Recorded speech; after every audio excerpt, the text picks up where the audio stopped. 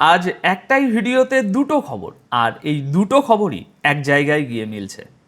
সিএনএনের একটি বিশ্লেষণ বলছে ডোনাল্ড ট্রাম্পের বিদায়ের সময় এসে গেছে, আর দ্বিতীয় খবরটাও ঠিক একই ইঙ্গিত দিচ্ছে, তবে অন্য পথ ধরে, আমেরিকার জনমত সমীক্ষার সংখ্যা ধরে। তাই প্রশ্নটা এখানেই, একজন প্রেসিডেন্ট যিনি নিজেকে বিশ্বের সবচেয়ে শক্তিশালী মানুষ বলে দেখান, তার একটি ঘটনা থেকে হঠাৎ বিদায়ের কথা উঠছে কেন? দর্শক বন্ধুরা, ঘটনাটা কি সেটা আগে বলি। ডোনাল্ড ট্রাম্প তুরস্কে গিয়েছিলেন ন্যাটোর সম্মেলনে। ফেরার সময় আচমকা তার নিরাপত্তা নিয়ে আশঙ্কা তৈরি হয় যে বিমানে তিনি ফিরছেন সেটাতে ক্ষেপণাস্ত্র হামলা হতে পারে, এমন আশঙ্কা। আর ভয়টা ছিল ইরানকে নিয়ে। তারপর যা হয়েছে সেটাই আসল খবর। বিমানে যাত্রীদের জন্য যে খাবার তোলা হয়, সেই খাবার যে বড় কন্টেনারে করে আনা হয়, ট্রাম্প সেই পাত্রের ভিতরে লুকিয়ে বসেন। সেই কন্টেনার তারপর গাড়িতে করে নিয়ে যাওয়া হয় অন্য একটা বিমানের কাছে। সেই বিমানে উঠে তিনি সরে পড়েন, আর সেই বিমানটিও নিজের র্যাডার সংক্রান্ত ব্যবস্থা বন্ধ রেখেছিল, যাতে তার গতিপথ কেউ অনুসরণ করতে না পারে, ট্র্যাক করতে না পারে। এরপর শেষ পর্যন্ত ব্রিটেনে পৌঁছে ট্রাম্প স্বস্তির নিঃশ্বাস ফেলেন। এবার আসল জায়গায় আসি। এই একটা ঘটনাকে সিএনএন কেন ট্রাম্পের রাজনৈতিক পতনের সঙ্গে জুড়ে দিচ্ছে? এখানে বিদায় মানে কিন্তু পদত্যাগ নয়, বিদায় মানে ক্ষমতা হাতছাড়া হয়ে যাওয়া। প্রেসিডেন্ট পদে থেকেও যদি হাতে জোর না থাকে, তাহলে সেটাই কার্যত বিদায়। সিএনএনের যুক্তিটা খুব সোজা। তারা বলছে, আপনি যে যুদ্ধ জিতে গেছেন বলে বারবার ঘোষণা করছেন, সেই যুদ্ধ তাহলে শেষ হচ্ছে না কেন? যদি সত্যি জিতে থাকতেন, তাহলে আপনার প্রাণের ঝুঁকি নিয়ে এভাবে লুকিয়ে পালাতে হবে কেন? তাদের বক্তব্য, এটা আসলে কোনো জয় নয়, এটা একটা অন্তহীন যুদ্ধ যেটা চলতেই আছে, কারণ ট্রাম্প কোনোভাবেই পিছু হাঁটতে রাজি নন। অথচ পরিস্থিতি দেখে বোঝা যাচ্ছে জয়ও তার হাতে নেই। প্রশাসনের তরফ থেকে যে ছবিটা বারবার তুলে ধরা হচ্ছিল, আমরা বিশ্বজয়ী, আমাদের ভয়ে গোটা দুনিয়া কাঁপে, আমেরিকা ফার্স্ট, আমেরিকাকে আমরা সবচেয়ে নিরাপদ করে দিয়েছি, সিএনএন বলছে সেই ছবিটা একটা ঘটনায় ভেঙে পড়েছে। এবার একটু পিছনে ফিরে দেখুন, তুলনাটা তখন আরও পরিষ্কার হবে।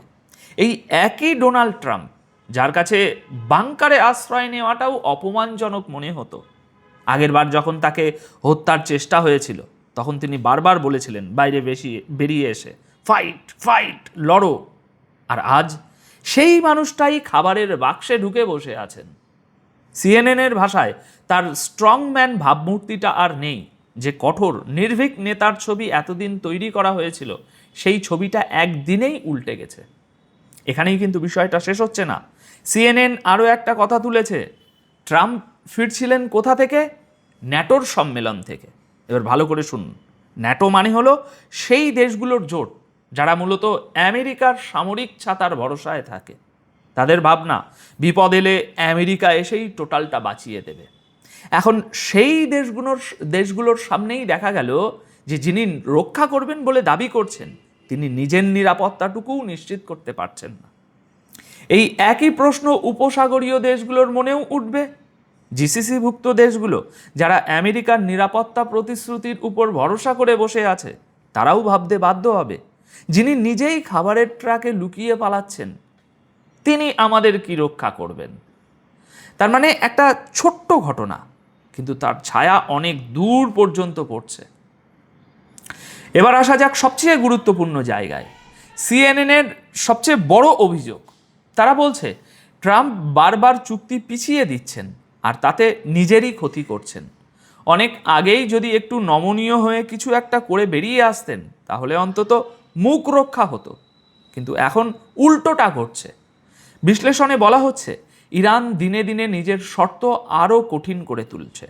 বলা হচ্ছে, সর্বশেষ হিসেব অনুযায়ী আমেরিকার প্রায় 80% ক্ষেপণাস্ত্র প্রতিরোধ অস্ত্র অর্থাৎ ইন্টারসেপ্টর মিসাইল ইতিমধ্যেই খরচ হয়ে গেছে। ভাবুন, ঢালের 80%ই যদি শেষ হয়ে যায়, তাহলে বাকি 20% দিয়ে কতক্ষণ আটকাবেন? সিএনএনের বিশ্লেষণে আরও দুটো কথা বলা হয়েছে। প্রথমত, ইরান ঝাঁক বেঁধে হামলা করে, একসঙ্গে বহু ক্ষেপণাস্ত্র ছুড়লে প্রতিরক্ষা ব্যবস্থা বিভ্রান্ত হয়ে পড়ে, কোনটা আটকাবে সেটাই ঠিক করতে পারে না। দ্বিতীয়ত, তাদের কিছু ক্ষেপণাস্ত্রের গতিপথ এমন যা প্রতিরক্ষা ব্যবস্থাকে ফাঁকি দিতে পারে। মাঝপথে গতি বদলায়, থমকে যায়, তারপর আবার এগোয়, ফলে হিসেব করে আটকানো কঠিন হয়ে দাঁড়ায়। আর এই কারণেই বলা হচ্ছে ট্রাম্প সেদিন ভয় পেয়েছিলেন। এর সঙ্গে আর একটা প্রশ্ন জোরালোভাবে উঠছে।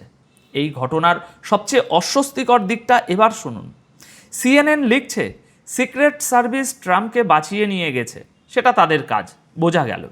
কিন্তু ট্রাম্প নিজের প্রাণ বাঁচিয়ে সরে গেলেন, আর হোয়াইট হাউসের কর্মী, বিমানের কর্মী এবং সঙ্গে থাকা সাংবাদিকদের ওই বিমানেই ফেলে রেখে গেলেন। অর্থাৎ সত্যিই যদি হামলা হতো, ট্রাম্প বেঁচে যেতেন, বাকিরা মারা যেতেন। এখানে একটা যুক্তিও তারা দিচ্ছে, যেটা মাথায় রাখা দরকার। যদি সত্যিই কেউ হামলার পরিকল্পনা করে থাকে, তাহলে তার কাছে পাকা খবর থাকতেই হবে যে ট্রাম্প ওই বিমানে নেই। কারণ কোনো গোয়েন্দা সংস্থা এমনি এমনি একজন প্রেসিডেন্টকে এভাবে এদিক ওদিক সরিয়ে নিয়ে যায় না। আবার উল্টো সম্ভাবনাটাও আছে, হতে পারে কেউ ইচ্ছে করে ভুল তথ্য ছড়িয়ে দিয়েছে, মজা নিচ্ছে, আর তার ফলেই এই ছোটাছুটি। কোনটা সত্য সেটা এখনই নিশ্চিত করে বলা যাচ্ছে না, তবে সিএনএনের মোদ্দা কথাটা একদম পরিষ্কার। যে মানুষটা বলতেন পুরো ব্যবস্থাটাই আমরা বদলে দেব, গোটা দুনিয়া আমাদের হাতের মুঠোর ভিতরে, সেই মানুষটা নিজেই আজ নিরাপদ নন। আর তাই নির্বাচনে যখন তিনি নামবেন, তখন তাকে সাহসী নয়, ভীতু হিসাবে দেখা যাবে। একটা দিনেই গোটা ছবিটা বদলে গেছে। এখন প্রশ্ন হচ্ছে, এই কথাগুলো ঠিক এই সময়েই কেন উঠছে? কারণ নভেম্বরে আমেরিকায় মিড টার্ম নির্বাচন, এখন চলছে প্রার্থী বাছাইয়ের পর্ব, সেটা শেষ হলেই মূল ভোট। আর ট্রাম্পের দল এই মুহূর্তে খুবই দুর্বল জায়গায় দাঁড়িয়ে আছে। কতটা দুর্বল সেটা এবার সংখ্যা দিয়ে বুঝুন। এখানেই আসে আমাদের আজকের দ্বিতীয় খবর। আমেরিকায় নিয়মিত জনমত সমীক্ষা হয়। দেশের মানুষ প্রেসিডেন্টের কাজ নিয়ে সন্তুষ্ট কিনা সেটা মেপে দেখা হয়। একে বলে অ্যাপ্রুভাল রেটিং, সহজ কথায় কাজের নাম্বার। সেই নাম্বার এখন ট্রাম্পের জন্য ভয়াবহ। দ্য ইকোনমিস্টের একটি সমীক্ষা বলছে ট্রাম্প ঠিকঠাক কাজ করছেন এটা মনে করেন মাত্র 33% মানুষ, 66% বলছে কাজ ভালো হচ্ছে না। আর সবচেয়ে গুরুত্বপূর্ণ কথাটা হলো, এই সপ্তাহের মধ্যেই 3% পড়ে গেছে, আগে ছিল 36%, এখন 33। এবার বাকি সংখ্যাগুলো শুনুন। ট্রাম্প সৎ ও বিশ্বাসযোগ্য কিনা, এই প্রশ্নে 60% মানুষ বলেছেন না, তাকে সৎ বা বিশ্বাসযোগ্য বলা যায় না। দেশ কি সঠিক পথে চলছে? 65% আমেরিকান মনে করছেন দেশ ভুল পথে যাচ্ছে। 80 বছর বয়সে কারো প্রেসিডেন্ট থাকা উচিত কিনা, এই প্রশ্নে 53% মানুষ বলেছেন উচিত নয়। অর্থাৎ সংখ্যাগরিষ্ঠ মানুষ মনে করছেন এই বয়সে প্রেসিডেন্টের দায়িত্ব সামলানো ঠিক নয়। আর সবচেয়ে বড় ধাক্কাটা এসেছে দুর্নীতির প্রশ্নে। অভিযোগ হলো ট্রাম্প প্রেসিডেন্টের পদটাকে ব্যক্তিগত লাভের জন্য ব্যবহার করছেন। 61% আমেরিকান এই অভিযোগ মানছেন। বিচার বিভাগ নিয়েও একই ছবি। 55% মানুষ মনে করছেন ডিপার্টমেন্ট অব জাস্টিস অর্থাৎ বিচার সংক্রান্ত সরকারি দপ্তরটির অপব্যবহার হচ্ছে এবং সেটাকে বিরোধীদের বিরুদ্ধে ব্যবহার করা হচ্ছে। মানে সরকারের একটা বিভাগ আদালতে গিয়ে বিরোধীদের বিরুদ্ধে দাঁড়িয়ে যাচ্ছে। এই সমীক্ষাটি হয়েছে 7 থেকে 10 আগস্টের মধ্যে এবং এতে ত্রুটির সম্ভাব্য সীমা ধরা হয়েছে 3.2%। এখন আপনি বলতে পারেন, একটা সমীক্ষা দিয়ে কি প্রমাণ হয়? ঠিক কথা, তাই আরও কয়েকটা দেখে নিন। সংসদীয় ভোটের প্রশ্নে, অর্থাৎ কোন দলকে ভোট দেবেন, এই প্রশ্নে ডেমোক্রেটরা ট্রাম্পের দলের চেয়ে 8% এগিয়ে আছে। মার্কেট ল স্কুলের সমীক্ষা বলছে ডেমোক্রেটরা 6% এগিয়ে। রয়টার্সের সমীক্ষা বলছে 5%।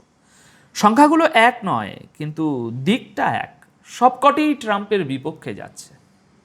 এবার শুনুন ট্রাম্প নিজে এই নিয়ে কি বলছেন। তার বক্তব্য, এটা তার ব্যর্থতা নয়, জনপ্রিয়তা তার কমেনি, সমস্যা হলো দলের সংসদদের নিয়ে, তারা ঠিকমতো কাজ করছেন না। কিন্তু এখানে একটা সহজ প্রশ্ন থেকে যায়, যে বিষয়গুলোতে মানুষ সবচেয়ে বেশি অসন্তুষ্ট সেগুলো তো সরাসরি তাকে নিয়েই।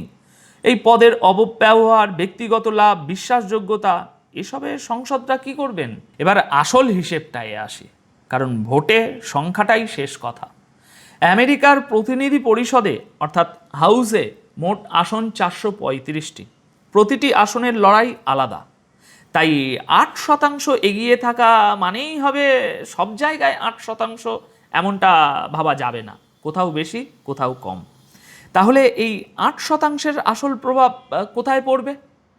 পড়বে ওই দোলাচলে থাকা রাজ্যগুলোতে, যেখানে ফল আগে থেকেই ঠিক হয়ে আছে, সেখানে খুব একটা কিছু বদলাবে না। কিন্তু যেখানে আর কি হাড্ডাহাড্ডি লড়াই, সেখানেই এই কয়েকটা শতাংশ খেলা ঘুরিয়ে দিতে পারে।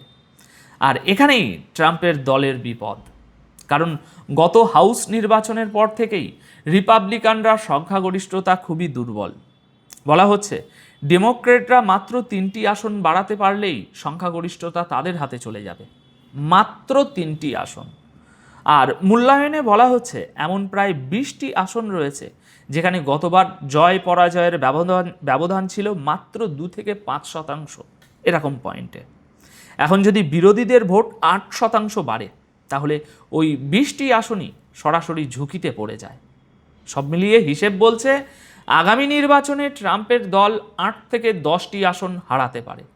আর সংখ্যাগরিষ্ঠতা হাতছাড়া হলে কি হয়?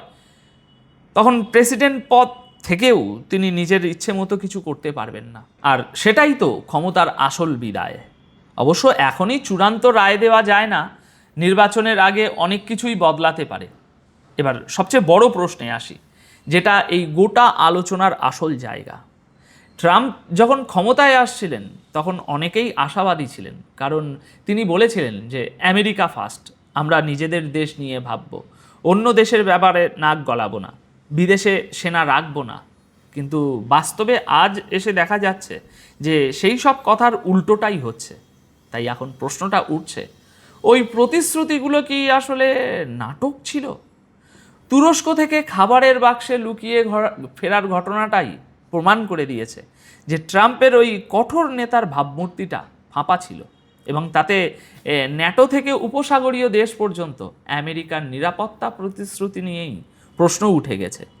অন্যদিকে সমীক্ষার সংখ্যাগুলো বলছে দেশের ভিতরেও তার জমি সরে যাচ্ছে, কাজের অনুমোদন নামছে, বিশ্বাসযোগ্যতা নিয়ে সন্দেহ বাড়ছে, আর মিডটার্ম নির্বাচনে সংখ্যাগরিষ্ঠতা হারানোর আশঙ্কা তৈরি হয়েছে। দুটো খবর আলাদা, কিন্তু ইঙ্গিত একটাই। এখন আমার প্রশ্নটা আমার কাছে, দেখুন, একজন নেতার ভাবমূর্তি ভেঙে পড়া আর তার ক্ষমতা হারানো, এই দুটো কি সত্যি এক জিনিস? নাকি ভাবমূর্তি ভেঙে যাওয়ার পরেও ডোনাল্ড ট্রাম্প নভেম্বরের নির্বাচনে ঘুরে আবার দাঁড়াতে পারেন? আপনাদের মতামত কমেন্ট বক্সে অবশ্যই জানাবেন, আর ভিডিওটি ভালো লাগলে বন্ধুদের সঙ্গে শেয়ার করে নিন। ধন্যবাদ আপনাদের সকলকে।